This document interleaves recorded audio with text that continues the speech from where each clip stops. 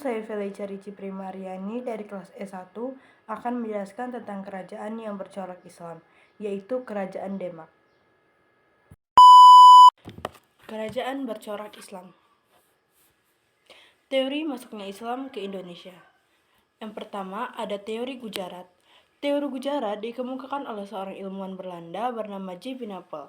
Teori Gujarat beranggapan bahwa agama Islam dan kebudayaannya dibawa oleh para pedagang dari daerah Gujarat, India yang berlayar melewati Selat Melaka.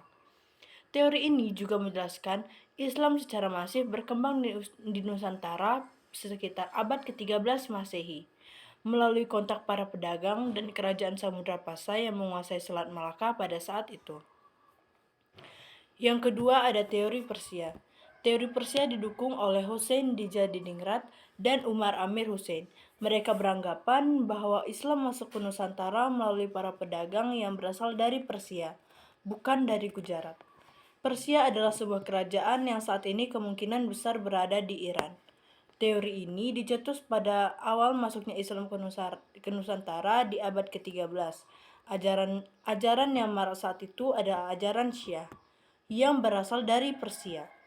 Selain itu, terdapat beberapa kesamaan budaya dan tradisi di Indonesia yang sama dengan ada yang Persia. Yang ketiga ada teori Cina. Menurut teori Cina, Islam berkembang di Nusantara berasal dari para perantau Tiongkok. Masyarakat Tiongkok sebenarnya sudah memiliki hubungan erat dengan masyarakat Indonesia, jauh sebelum Islam dikenal di Indonesia. Pada masa Hindu-Buddha, etnis Tiongkok telah berbaur dengan penduduk Indonesia melalui perdagangan. Agama Islam sendiri berkembang di Cina pada masa dinasti Tang.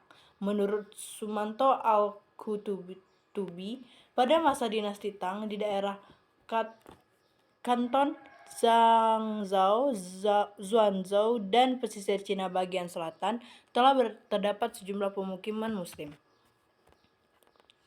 Kerajaan Demak.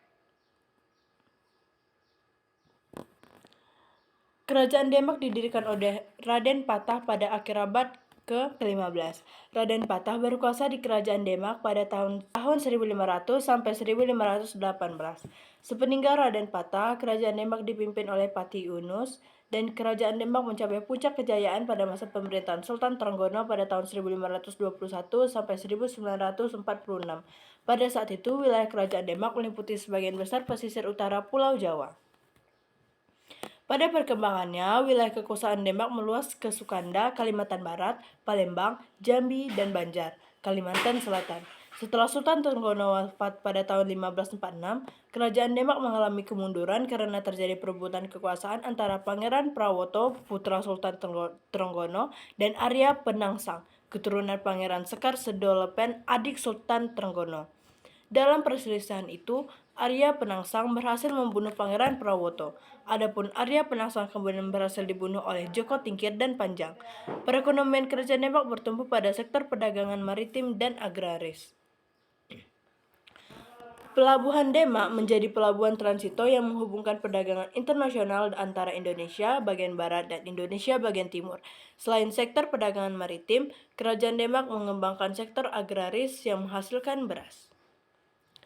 Sekian penjelasan saya dari saya. Terima kasih.